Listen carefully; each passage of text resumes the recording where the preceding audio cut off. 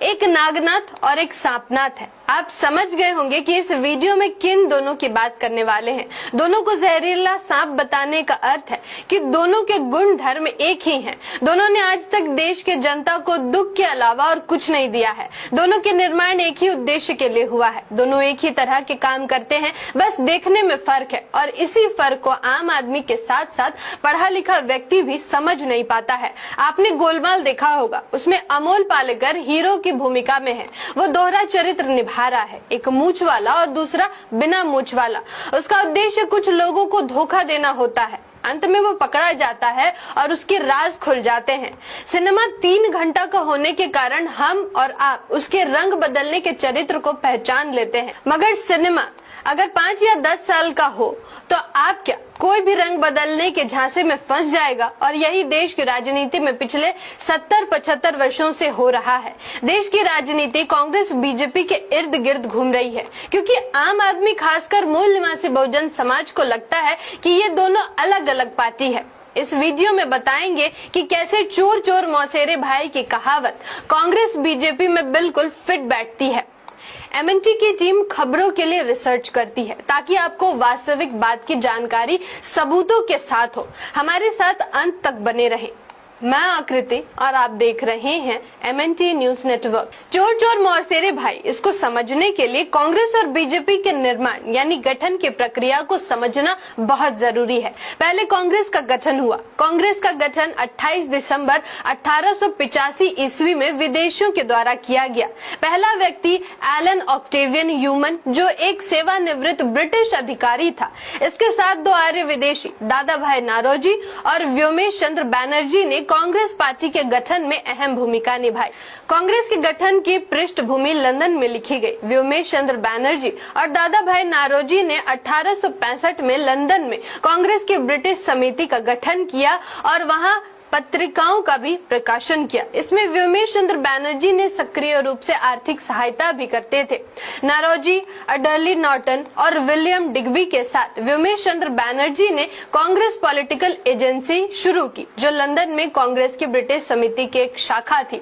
इतना सबूत से ये तो साफ हो गया कि कांग्रेस का निर्माण ना तो भारतीयों ने किया है और न ही भारत की भूमि में इसकी नींव रखी गई है। A.O. ह्यूमन, दादा भाई नारोजी और व्योमेश चंद्र बैनर्जी तीनों ने मिलकर दुनिया में ब्रिटिश की पकड़ कमजोर होते देख देश की कमान खुद के हाथों में लेने की रणनीति के तहत 72 लोगों की उपस्थिति में बंबई में भारतीय राष्ट्रीय कांग्रेस नामक राजनीतिक दल का गठन किया। एक लाइन में कहे तो लंदन में गठन कांग्रेस पॉलिटिकल एजेंसी के द्वारा भारत में एक शाखा भारतीय राष्ट्रीय कांग्रेस के नाम से शुरू किया गया, लेकिन ये प्रारंभिक काल में बहुत ही असफल रहा। मिस्टर गांधी के आने के बाद इसने अपनी गति पकड़ी। अब भारतीय जनता पार्टी यानी बीजेपी पर नजर डालते हैं। यह सर्वविदित है कि बीजेपी का निर्माण आरएसएस ने किया है और हम सब ये जानते हैं कि आरएसएस यानी राष्ट्रीय स्वयंसेवक का जन्मदाता डॉक्टर केशव राव बलिराम हेडगेवार नामक एक ब्राह्मण है। तो पहले इस ब्राह्मण के बारे में पता लगाते हैं। डॉक्टर केशव राव बलिराम हेडगेवार का जन्म 1 अप्रैल 1889 को हुआ था। इन्होंने डॉक्टरी की पढ़ाई पूरी की और 1915 से कांग्रेस में सक्रिय हो गए और कुछ समय में विदर्भ प्रांतीय कांग्रेस के सचिव बन गए। 1921 में कांग्रेस के असहयोग आंदोलन में सत्याग्रह कर गिरफ्तारी दी और उन्हें 1 वर्ष की जेल हुई। तब तक वह इतने लोकप्रिय हो चुके थे कि उनकी रिहाई पर उनके स्वागत के लिए आयोजित सभा को पंडित मोतीलाल नेहरू और हकीम अजमल खान जैसे दिग्गजों ने संबोधित किया। मतलब हेडगेवार कांग्रेस के नेता थे। जिस नेता ने संघ के माध्यम से बीजेपी की नींव रखी, वो कांग्रेस का लीडर था।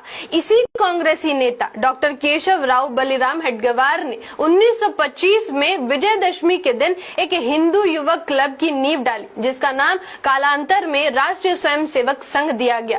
तुरंत बाद में राष्ट्रीय स्वयंसेवक आरएसएस संघ नाम से संस्कारशाला के रूप में शाखा पद्धति की स्थापना की गई। दिसंबर 1930 में जब मिस्टर गांधी द्वारा नमक कानून विरोधी आंदोलन छेड़ा गया, तो उसमें भी डॉक्टर केशव राव बलिराम हेडगेवार संघ प्रमुख सरसंघ चालक की जिम्मेदारी डॉक्टर परापंजे को सौंपकर व्यक्तिगत रूप से अपने 1 दर्जन सहयोगियों के साथ नमक कानून विरोधी आंदोलन में भाग लिया, जिसमें उन्हें 9 माह की कैद हुई। इसी तरह 1929 में जब लाहौर में हुए कांग्रेस अधिवेशन में पूर्व स्वराज का प्रस्ताव पास किया गया और 26 जनवरी 1930 को देश भर में तिरंगा फहराने का आह्वान कांग्रेस द्वारा किया गया, तो डॉक्टर हेडगेवार के निर्देश पर सभी संघ शाखाओं में 30 जनवरी को तिरंगा फहराकर पूर्ण स्वराज प्राप्ति का संकल्प किया गया। मतलब समझे कि नहीं, जो कांग्रेस में है वही आरएसएस में भी है।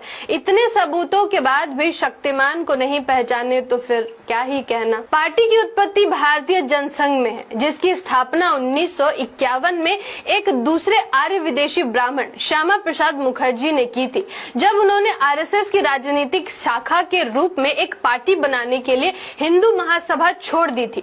1975 से 77 के आपातकाल के बाद जनसंघ ने जनता पार्टी बनाने के लिए कई अन्य राजनीतिक दलों के साथ विलय कर दिया। सत्ता में 3 साल रहने के बाद 1980 में जनता पार्टी भंग हो गई और तत्कालीन जनसंघ के सदस्यों ने फिर से आधुनिक भाजपा का गठन किया।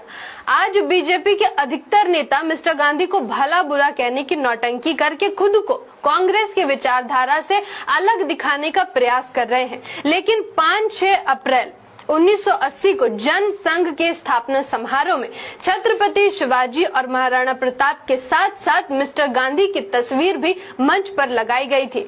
इस विश्लेषण से आपको इतना तो समझ आ गया होगा कि कांग्रेस के नेताओं ने आरएसएस बनाया और आरएसएस के लोगों ने जनता दल बनाया, जिसे आज भारतीय जनता पार्टी कहा जाता है। इस विश्लेषण का निष्कर्ष यही है कि बीजेपी और कांग्रेस एक ही विचारधारा की दो अलग अलग राजनीतिक पार्टियां हैं। आज जो लोग कांग्रेस को विकल्प के रूप में देख रहे हैं, उन्हें एक बात भली भांति समझ लेनी चाहिए कि इससे सत्ता परिवर्तन तो हो जाएगा, लेकिन व्यवस्था में कोई परिवर्तन नहीं होगा, क्योंकि राजनीति के लिए इनका एजेंडा अलग अलग हो सकता है, लेकिन इनकी विचारधारा एक ही है और इस विचारधारा ने हमेशा से मनुस्मृति को संविधान से ऊपर रखा है। यह जानकारी कैसी लगी, अपनी राय हमें कमेंट बॉक्स में जरूर शेयर करें। MNT न्यूज नेटवर्क को सब्सक्राइब करें, लाइक और फॉलो करना ना भूले। साथ ही बेल आइकॉन दबाकर जन जागृति की मुहिम में जुड़े रहें।